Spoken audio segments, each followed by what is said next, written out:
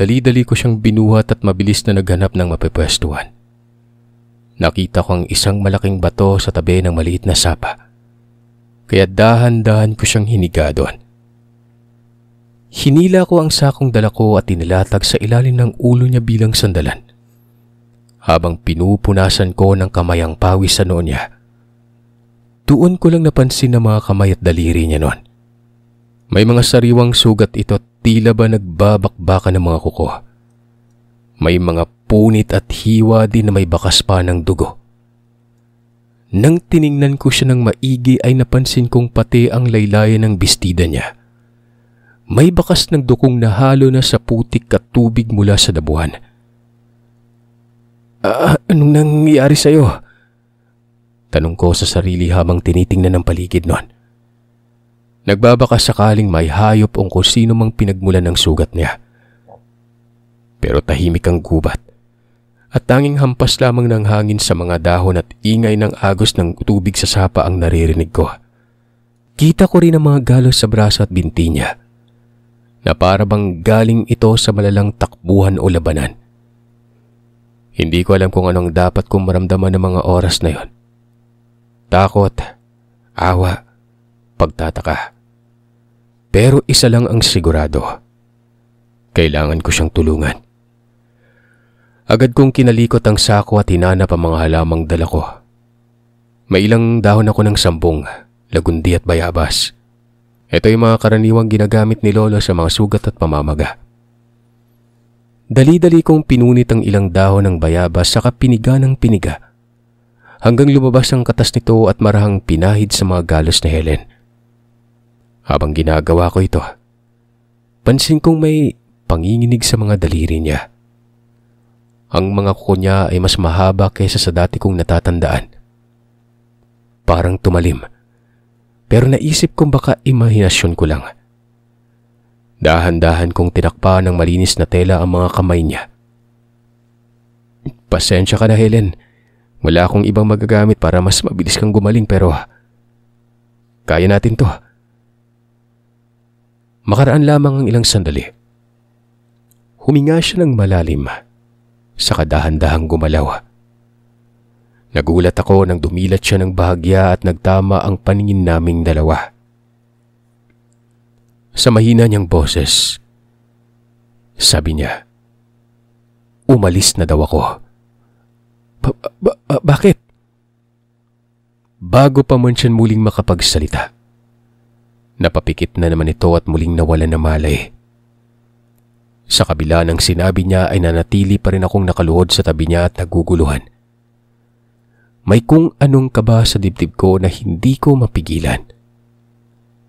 Ang amoy ng sariwang dugo na kanina ko pa naaamoy, humihina na. Pero napapalitan ito ng masangsang at para bang nabubulok na amoy. Napatingin na naman ako sa paligid, pero wala akong nakitang kahit anong galaw. Mabilis ko nang tinapos ang paglalapat ng halamang gamot at siniguro kong malinis ang sugat niya bago ko ito takpan ng tela. Pagkatapos ay umupo ako sa tabi niya at pinagmasdan siya habang dahan-dahang lumalalim ang hininga. Habang tinititigan ko mukha ni Helen, hindi ko maiwasang mapaisip kung ano ba talaga ang nangyayari dito at ano ang may kagagawan ng mga sugat niya sa ganito kaagang oras. Habang hinihintay ko siyang magising, kung ano-ano na lamang ang ginawa ko, wag lang mabagot kakantay sa kanya. Hindi ko naman kasi siya pwedeng iwan na lang doon basta-basta at baka kung ano pang mangyari edi cargo di konsensya ko pa ito. Nagpatong ako ng mga tuyong dahon sa ibabaw ng paa niya para lang makita kung kikilos siya. Naghagis din ako ng maliliit na bato sa sapa at sinusubukang hulihin ng mga dumadaang tutubi.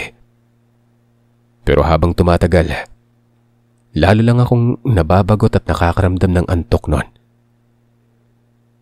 Hindi ko na malayan na napahiga na rin ako sa tabi niya. Nakatingin sa langit at unti-unting pumikit hanggang sa tuluyan akong nakatulog. Nagising ako nang maramdaman kong parang may malamig na simoy ng hangin na humaplo sa mukha ko. Pagdilat ko ay nakita ko kaagad siya na nakaupo sa tabi ko. Tahimik na pinagmamasdan ng tubig sa may sapa. Uy, gising ka na pala. Kanina pa kita hinihintay. Akala ko hindi ka na magigising. Nakatulog tuloy ako. Ani ko.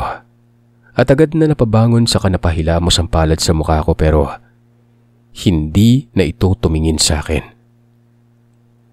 Nang tingnan ko siya ay may kung anong lungkot sa mga mata niya na para bang hindi ko kayang basahin. Naupo ako sa tabi niya at sinubukang basagin ng katahimikan. Tahimik dito, parang ibang mundo. Dito lang ako nakaramdam ng ganitong kapayapaan. Muli kong wika nun at kumuha ako ng maliit na bato sa hinagis sa tubig. Tahimik pa rin siya. Nipagtapon ng tingin sa akin na hindi niya nagawa. Para tuloy akong baliw na nakikipag-usap sa isang pipi nun. Nakailang beses pa akong tumikim. Ayos na ba yung sugat mo? Kamusta na yung pakiramdam mo? Tanong ko sa kanya pero hindi pa rin ito sumagot. Tahimik pa rin itong nakatingin sa agos ng tubig na tila ba may hinihintay o pinapakinggan. Kaya't nagpatuloy lamang ako sa pagsasalita noon. Alam mo dati, lagi akong dinadala ni Lolo Isko sa ganitong lugar eh. Dito din daw siya kumukuha ng mga halamang gamot. Sabi niya may mga halaman daw na hindi tumutubo kung saan saan. Pinipili lang nilang lilim ng gubat at ang tamang dampi ng tubig kaya madalas ako dito. Hinahanap ko yung mga ligaw na halamang tinutukoy ni Lolo. Sabi niya kapag natagpuan ko daw yun, malaking tulong daw sa gamutan namin. Unang namutawi sa bibig niya. Niligtas ko daw siya. Ngumiti naman ako.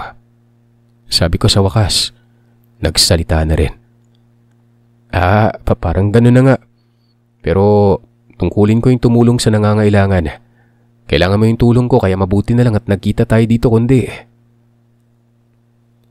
Hindi ko na natuloy ang sasabihin ko nang dali-dali itong tumayo.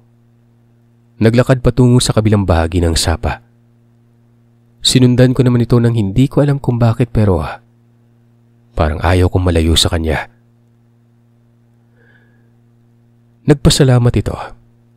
Pero ang sabi niya ay hindi ko na daw dapat siya pinagkaabalahan pa. Huminto ito sa paglalakad at tumingin ng diretso. Bakit naman?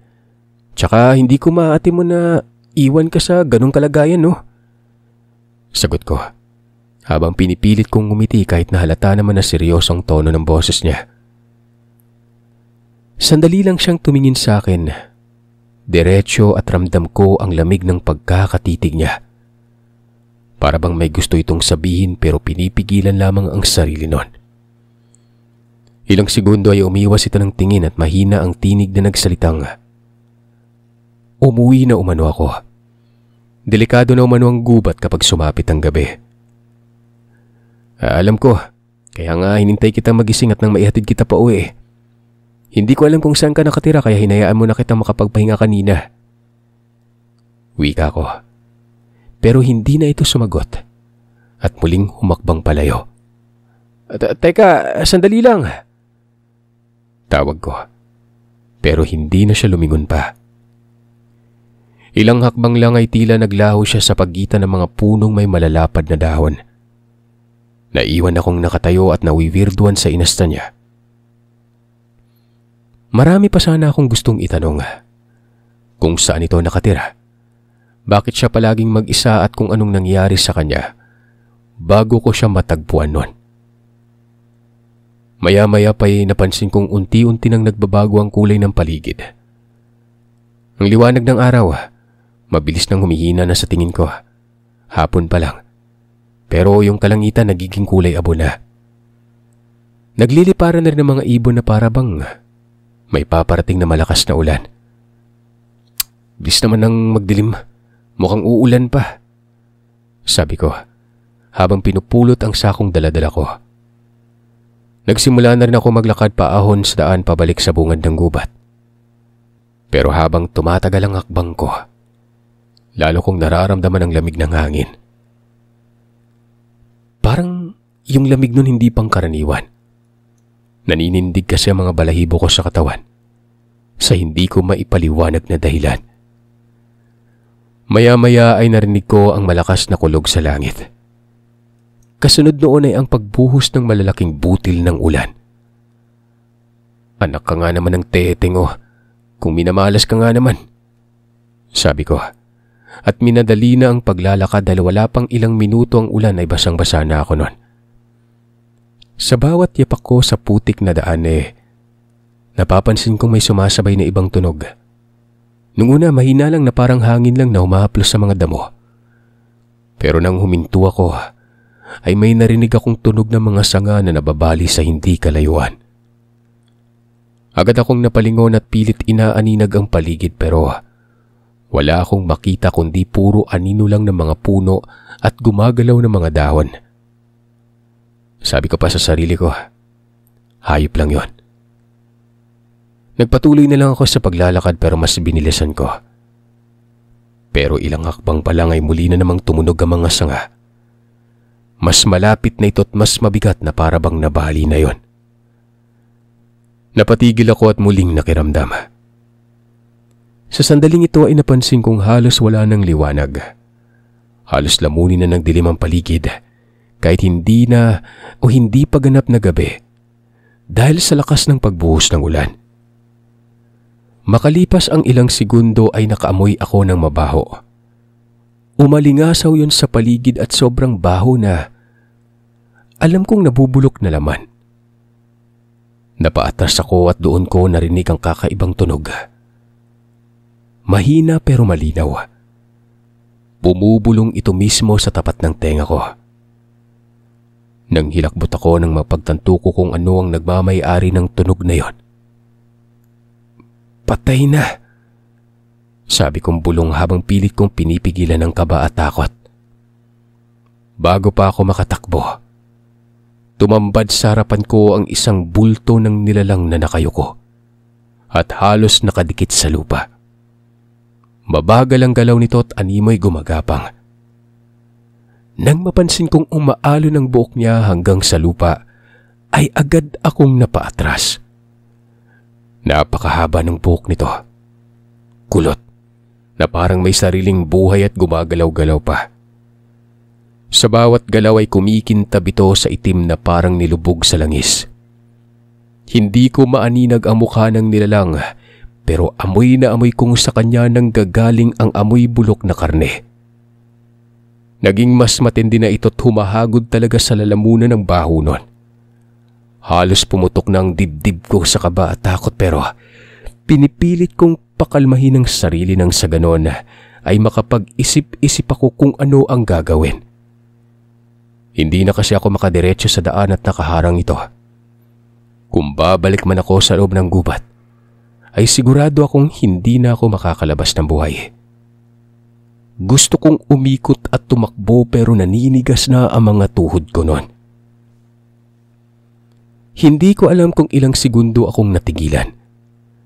Basta't nakatitig lamang ako sa nilalang na nakaharang sa daan.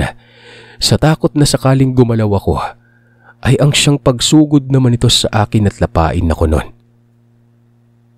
Nang bahagyang gumalaw ang nilalang at tininaas ang uloy, nasilayan ko ang dila nitong mahaba na kulay itim. Bago pa ako makapag-isip na tumakbo, ay biglang may malakas na kaluskos mula sa kaliwa ang narinig ko noon. Pagtingin ko, nakita kong mula sa mayayabong na damuhan na may isang malaking kulay itim na asong nagaangil at galit na tumalon ng pagkataas-taas at nang bumagsak sa lupang diretsyo na bumundol sa nilalang na yon. Kasabay noon ang paggulong nila sa putikan na siyang lalong nagpahilakbot sa akin. Isang malakas na tunog ang umalingaw-ngaw sa paligid. Napakatinis noon na parang kinakatay na baboy. Katulad ng sigaw ng nilalang noong gabing may kinalabang aswang. Si Lolo Isko. Biglang sinunggaban ng aso ang leeg nitong nilapa ng walang patid. Sa bawat kagat ay pumipitik ang katawan ng aswang, pero hindi ito tinatantanan ng asong yon. Sa loob ng ilang minutong naglaban ng dalawang halimaw, ay umaalingasaw ang amoy ng dugot na bubulok na laman. Nang tuluyan ng humina ang aswang, sinunggaban ng aso ang ulo nito at isang malakas na kagat ang umalingaw-ngaw nun. Rinig na rinig ko pa ang tunog ng nabaling buto. Hindi ako makapaniwala sa nakikita ko at halos hindi ako makahinga. Tumayo ang aso sa ibabaw ng bangkay at hingal na hingal at dahan-dahang tumingin sa akin noon. Sa lakas ng pagbuhos ng ulan, kitang-kita ko pa rin ang pula ng mga mata niya. Sa madaling salita, hindi karaniwan ng asong ito. Tsaka malaki, parang kasing taas ng batang kalabaw at may makakapal na balahibo. Akala ko'y ako naman ang susugurin dahil tumitig ito ng matagal. Napaatras na ako at handa na sanang tumakbo pero hindi ko magawa. Siguro, alam ko na din sa sariling sa oras na tumakbo ko walang kahirap-hirap ako mahabol pa rin nun Pero maya-maya lang, tumalikod ito at tumakbong palayo. Sa bilis ng paggalaw niya ay aakalain mong malakidlat ito. Ni hindi man lamang ito nag-iwan ng bakas nun. Naiwan akong napatulala ng bahagya sa rumaragas ang ulan, kasama ang bangkay ng aswang at ang matinding kaba sa dibdib. Gusto kong paniwalain ang sarili ko na guni-guni lang ang lahat pero naroroon ang ebidensya sa harapan ko.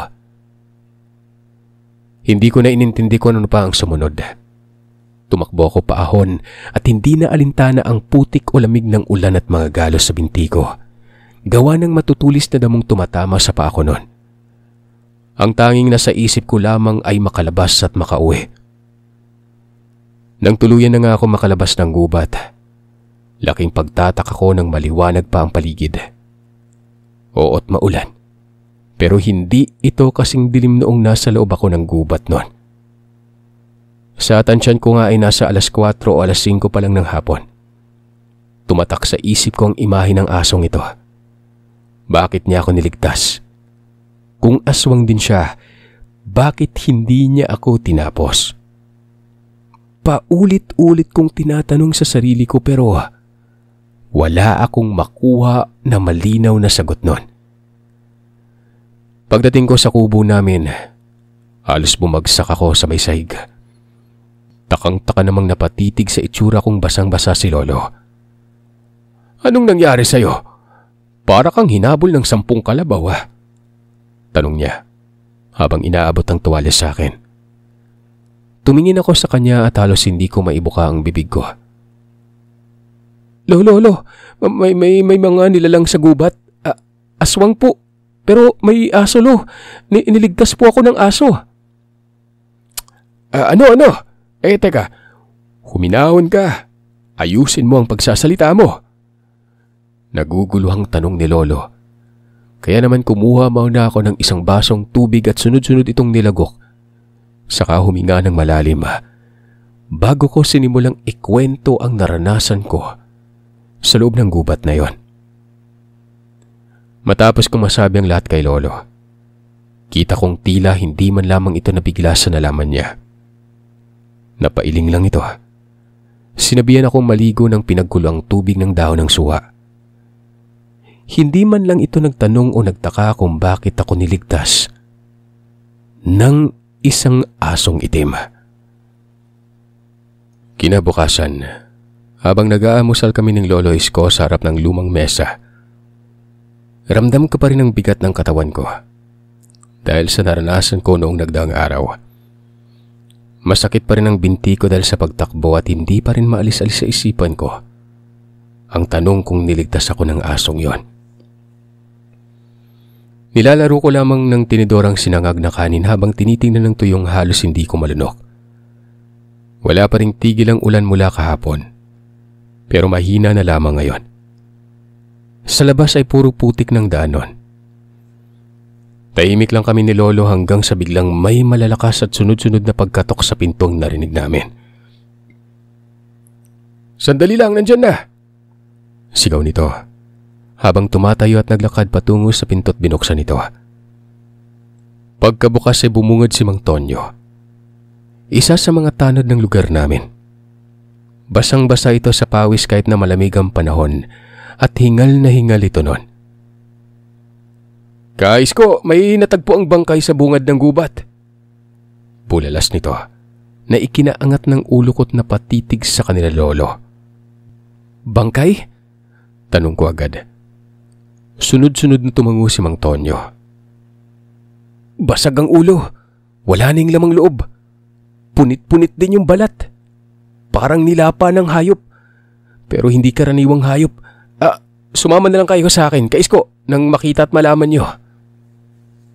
Napatingin ako kay lolo at ang unang pumasok agad sa isip ko ay ang aswang kahapon na humarang sa akin sa gubat yon. Naisip kong baka yon ang nakita nilang bangkay. Hindi na namin tinapos pa ang pag-aalmusal at agad na kaming sumama kay Mang Tonyo. Pagdating namin sa bungad ng gubat, sinalubong agad kami ng amoy na parang nabubulok na bangkay ng hayop. Nagsisiksikan ng mga taga-baryo na karamihan ng mga kalalakihang may hawak na itak o sibat. Ang iba naman ay nag-aantanda ng krus habang nakatingin sa bangkay. Nang lumapit ako, napansin kong may sako sa lupa na may dugo at nababasa ng ulan nun. May bahid ng dugo sa gilid nito at sa paligid ay nagkalat ang mga bakas ng putik na parang may humila ng kung ano palabas mula sa gubat. Natutop ko na lamang ang bibig ko nang mapagtantong. Ang sakong yon ay yung dala ko kahapon. Doon ko naalalang may daladala ko at nang makauwi ako wala na pala. Sa takot at kaba ko ay tiyak nakalimutan ko na yon. Dahan-dahang inalis ni Mang Tonyo ang telang nakatakip sa bangkay. Pagkakita ko doon, napaatras ako at hindi ko napigilang masuka. Hindi na halos makilala ang bangkay dahil sa basag-basag nitong ulo at labas ang mga lamang loob nun. May mga hiwang malalim na parang pinaglaruan ng matalim na kuko. Sigurado akong hindi yun ang mukha ng inatake ng ordinaryong hayop dahil maayos ang pagkakabukas ng tiyan na parang sinadya. Hindi to gawa ng aso. Mahina akong sabi nang maibalik ko na sa wisyo ang sarili. Tumingin si lolo sa akin pero hindi na ito kumibo at nagsalita. Ganun pa man ay ramdam kong pareho kami ng iniisip. Habang nakamasid ako sa bangkay, ay bumabalik sa isip ko yung alulong ng asong itim na narigtas sa akin at yung sigaw ng aswang. "Isara nyo na yan," sabi ni Mang Tonyo, na siyang dahilan para matauhan ako noon. Saglit ko pang iginala ang paningin ko sa paligid at sa kumpulan ng mga taong nakikiosyoso sa bangkay. Nakita ko ang dalagang si Helen na nakatingin sa akin. Lalapitan ko pa sana ito nang bigla akong hawakan sa balikat ni lolo at sinabihang umuwi na kami at may importante siyang gagawin. Hindi na nga ako nakapagdahilan pa. Pero bago kami tuluyang umuwi ay binalingan ko ulit ng tingin ang kinaroroonan ng dalaga. Pero nawala ito. Pag-uwi namin, halos hindi ako mapakali. Hindi ko alam kung bakit sumasagi sa isipan ko na may kinalaman si Helen sa mga nangyari. Wala naman akong pruweba pero kinukutuban ako noon. Habang nasa may bintana ako at nakatanaw sa labas, mas lalo pang lumakas ang ulan na kahit umaga pa parang dapit hapon na sa lilim ng paligid. Si lolo naman, tahimik lang na may binubutingting sa mga gamit niya. Maya-maya'y tumayo ito at kinuha ang kanyang lumang bag na yari sa katad. Saka siniksik ang ilang botelya ng langis at dahon ng mga halamang gamot. "Lo, saan ka pupunta?" "May babantayan lamang ako sa kabilang dulo ng baryo. Huwag ka na munang lalabas ng bahay ngayon at magdasal ka bago matulog, ha? Huwag mo na akong antayin." Tugon niya. Napatango na lamang ako at hindi na nakapagsalita pa. Paglipas ng mga araw ay hindi pa rin ako mapanatag. Sunod-sunod na rin ang napapabalitang patayan ng mga alagang hayop sa lugar namin. May mga manok na natatagpo ang patay. Wasak ang mga katawan at nagkalat ang dugo sa kung saan. Sumunod naman ay ang mga baboy na natatagpuan na lamang sa gubat o likod bahay na walang buhay. Ultimong ang mga alagang kalabaw at aso. Hindi rin pinapalampas ng kung anumang nilalang ang namiminsala sa lugar namin. Lahat ng tao ay takot nang lumabas paggabi nun. Sabi ng ilan sa mga kapitbahay, aswang umano talaga ang may gawa nun. Pero ayon naman sa iba, mababangis na hayop lang o malalaking ahas. Samot-saring kuro-kuro na lamang ang naririnig ko. Tuwing gabi naman habang nakahiga ako't namamahinga na, ay naririnig ko ang mga alulong at tahol ng aso mula sa malayo. Yun bang, parang may kinatatakutan ng mga ito at hindi mapakali. Minsan naman ay bigla akong nagigising dahil pakiramdam ko may nakamasid sa akin mula sa labas ng bintana. Lalo na kapag umuulan nun. Ramdam kong parang may humahaplos sa bubong o naglalakad sa paligid ng kubo namin. Magmula nang kumalat ang patay ng mga alagang hayop sa lugar, hindi ko na muli pang nakita si Helen.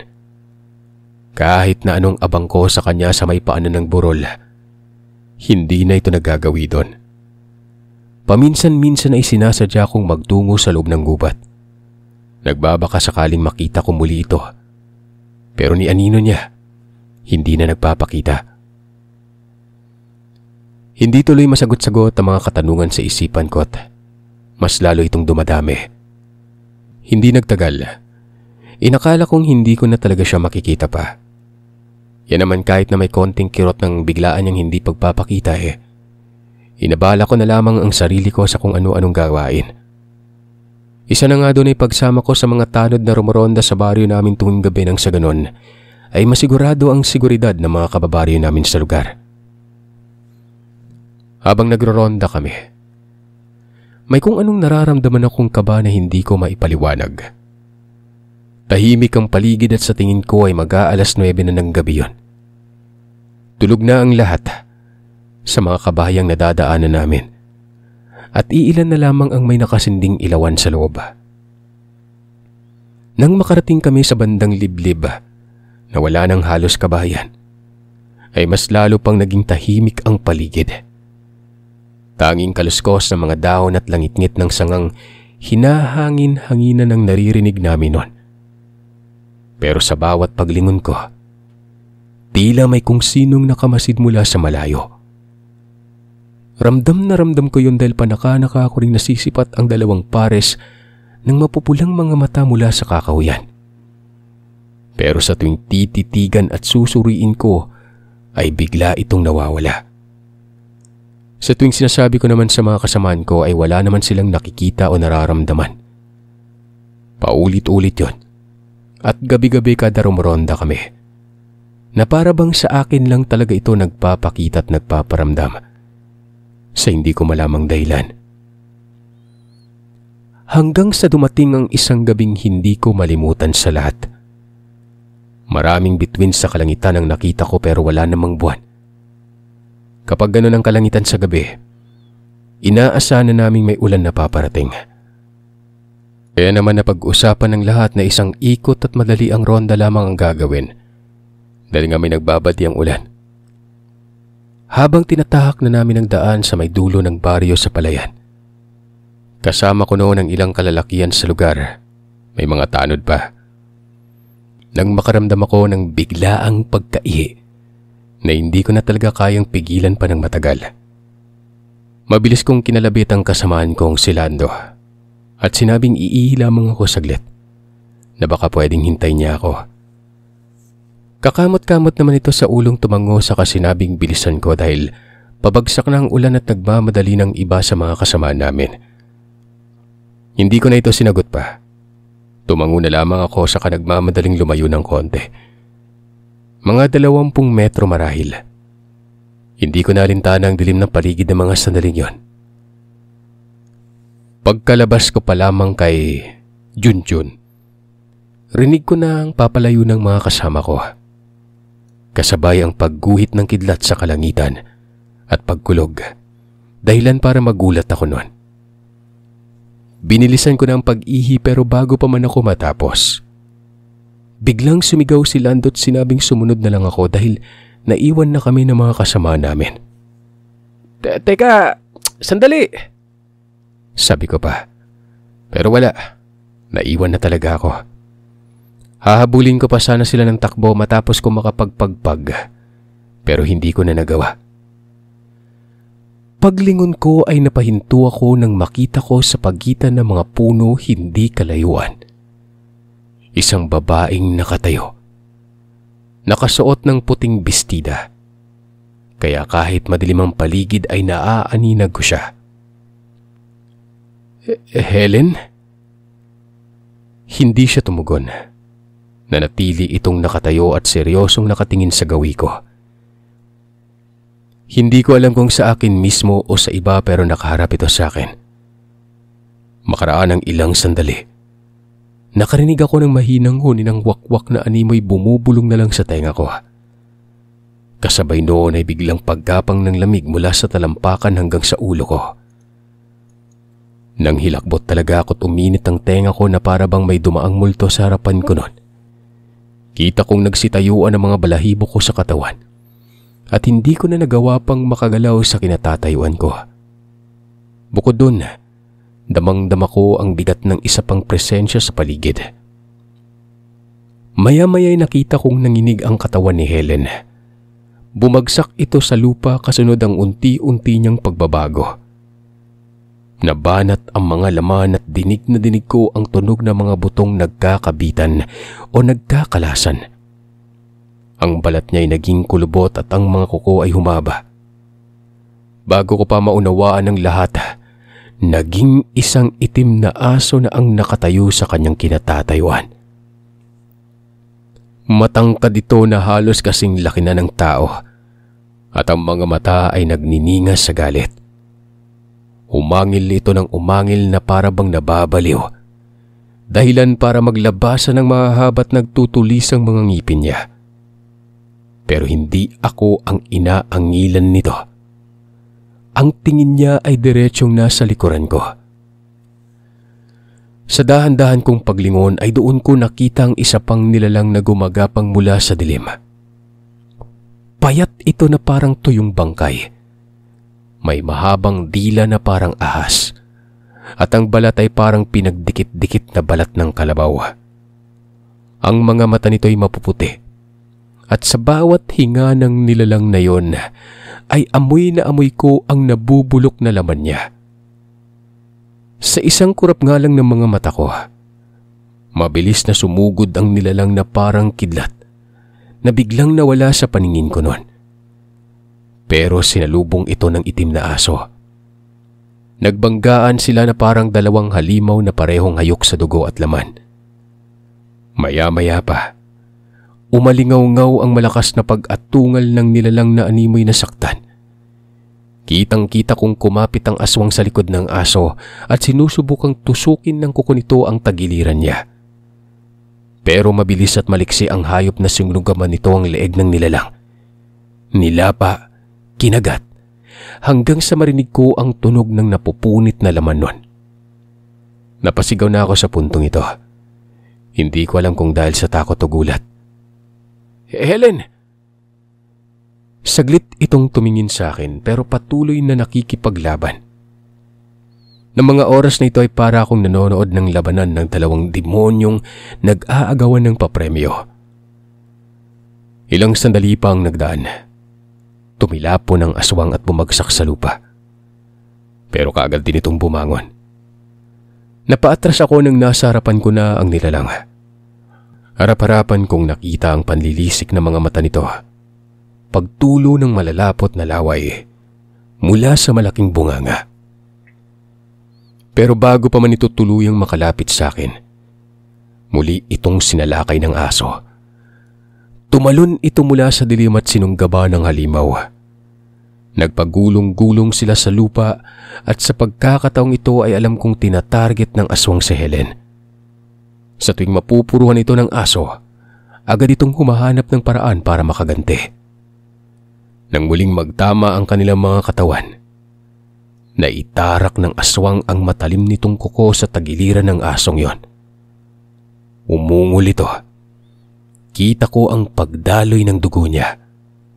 Pero hindi pa rin ito umaatras. Nilapa nito ang ulo ng nilalang at sinunggaban hanggang sa mabasag ang panga ng halimaw. Nagngit-ngit ang aswang dahil sa ginawang yun ng aso at hinampas nitong na malakas ang hayop. Hindi naman ito nailagan ng asong yon. Tumilapon ito at tumama sa puno.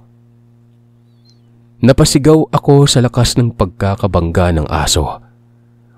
Umalog talaga yung puno nun.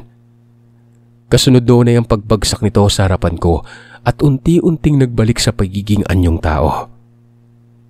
Si Helen, nakahandusay at ang puting bestida niya ay pulang-pula na sa dami ng dugo.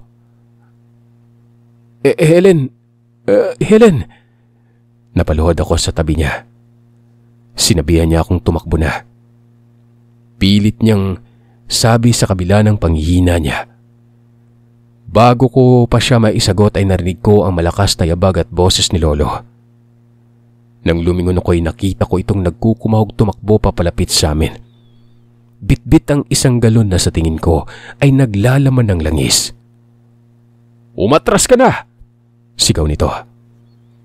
Sa uling sandali, sa kabila ng dami din ng sugat at panghihina ng nilalang ay nagalit na galit itong sumugod patungo sa direksyon namin ni Helen. Pero sinalubong ito ni Lolo. Pumagitna sa amin. Sinalo ni Lolo ang tangkang pag-atake nito at siya naman ang nakipaglaban sa kanya. Hindi ko na nakitang lahat ng mga pangyari. Naituon ko ang pansin ko sa sugatan at dugo ang si Helen noon. Sapu-sapu ko ang malakit wakwak nitong sugat sa tagiliran para pigilan ang pag-agos ng dugo. Labis-labis ang pag-aalala ko ng mga oras na yon at hindi ko na alam ang gagawin ko. Lalo na nang napaubo ito at bumulwak ang dugo sa bibig niya. Helen, kumapit ka. Nangakmang bubuhatin ko na sana siya para mailayo sa lugar na yon at makahingi ng tulong ay narinig ko ang boses ng nagkukumusyong paparating sa kinaroroonan namin. Doon lang nabaling ang atensyon ko kay Lolo na patuloy sa pakikipagbuno sa nilalang. Mas lalo akong naguluhan kung sino sa dalawa ang uunahin ko. Si Helen ba na naghihingalo o si Lolo na kinakaharap ang aswang na yon? Maya-maya nakita kong mabilis na dinampot ni Lolo ang galon na hawak niya kanina nung dumating siya. Dali-dali niya itong binuksan at sinaboy sa mukha ng halimaw bago sindihan ng posporo. Nagliyab ito't nagsisisigaw ang nilalang nun. Pero bago tuluyang matumbay, agad na tinaga ni Lolo sa dibdib ang nilalang gamit ang baston niyang itim na pinatalimang dulo. Tumarak ito sa dibdib ng nilalang at nang hugutin ni Lolo ang baston niya, tumalsik ang dugo nito at unti-unting natupok ang katawan na bumagsak sa lupa. Pagbagsak ng nilalang, sumabay ang patak ng ulan.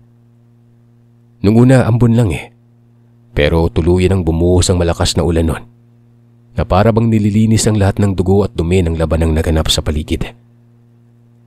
Ang kaninang init na dala ng takot na nararamdaman ko at butil-butil na pawis ay napalitan ng lamig na nanonood sa kalamnan ko nun. Hawak ko pa rin si Helen na halos wala ng malay, habang si Lolo ay hinihingal na nakatayo sa ibabaw ng naglalagablab na katawan ng aswang. Unti-unti itong natupok hanggang sa wala nang matira, kundi abo at amoy ng nasusunog na laman. Maya-maya'y nakita ko ang mga tanod na papalapit sa amin. Lolo Isko, Van, anong nangyari dito? Hindi agad nakasagot si Lolo. Tumikim lamang ito at tiniduro ang sunog na nilalang sa lupa. Napaatras sa mga tanod at nagtakip ng ilong dahil sa matapang na amoy ng nasusunog na laman. Diyos ko po, aswang yan.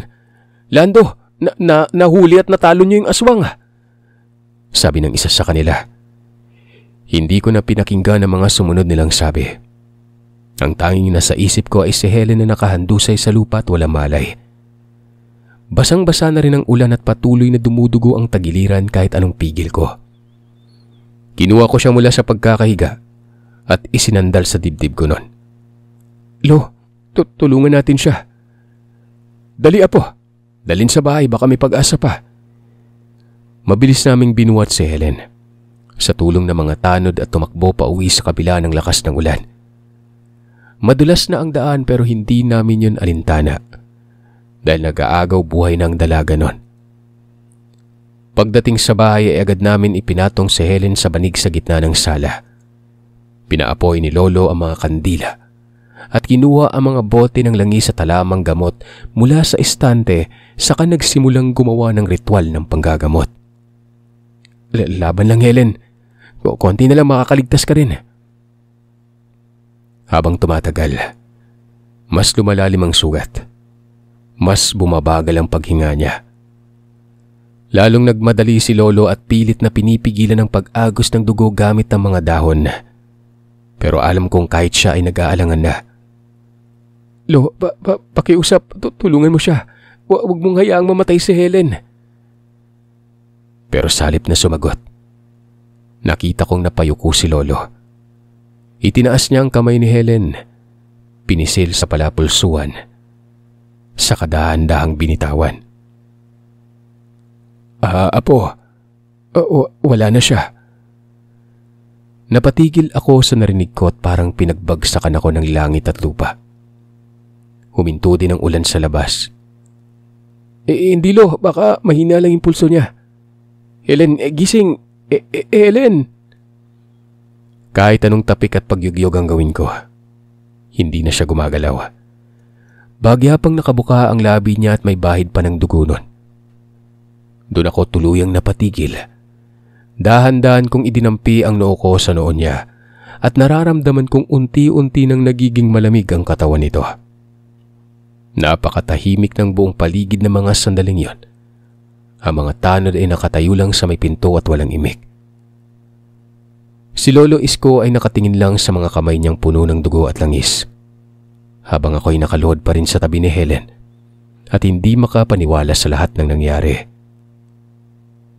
Kinabukasan, kinuha ng mga tanod ang labi ni Helen at dinala sa barangay. Sa kadahilan ng hindi pala ito nakatira sa baryo namin at ni isa sa mga kapitbahay ko, walang nakakakilala. Sa labis na sakit at pagluluksa ko ay hindi ko na nagawang sumama sa barangay. Ni isang salita magmula nang mawala ito ay wala akong binitawan. Lahat ng tanong at pag-uusisa ng mga tao ay si Lolo Isko ang sumasagot. Nagdaan ng mga araw, saka pa lang ako nagkaroon ng lakas na magtungo sa barangay para muling makita ang bangkay niya. Pero wala na ito doon. Ayon sa mga tanod, may mag-asawang nagtungo doon at kinuha umano ang bangkay nito. Nang tanungin ko naman kung sino, hindi nila masagot-sagot. Unti-unti kong tinanggap na wala na talaga si Helen. Masakit man pero kailangan matutunang tanggapin. Sa mga unang linggo nahirapan akong bumangon tuwing umaga. Parang lagi akong naghihintay na hindi ko alam kung babalik pa ba. Kapag sumasapit naman ang dapit hapon, kusa akong napapatingin sa burol kung saan ko siya unang nakita. Pero habang lumilipas sa mga araw ay natutunan ko ng tanggapin na may mga bagay talagang hindi na dapat hanapin pa. Tinulungan ako ni Lolo Isko na ipagpatuloy ang mga gawain namin nang hindi siya nagtatanong. Pero alam kong alam niyang may kirot sa loob ko na hindi ko masabi sa kanya. Hindi lahat ng aswang ay masama, Apo. Yung iba tulad na lang ni Helen, ang mga katulad niya ay mas may puso pa kaysa sa tao. Minsang sabi ni Lolo, nang madatnan niya akong nakaupo sa bintana gaya ng nakagawian ko. Hindi man ako sumagot pero sa loob-loob ko, alam kong tama siya. Matapos ang pangyayaring yon ay muli na ring bumalik sa dati ang lugar namin. Wala nang patayan, wala nang takot sa gabi. Sa paglipas ng mga panahon ay saka ko lang tuluyang naintindihan ang lahat. Ng pag-ibig, minsan ay dumarating sa anyong hindi mo inaasahan at umaalis nang hindi mo napaghahandaan.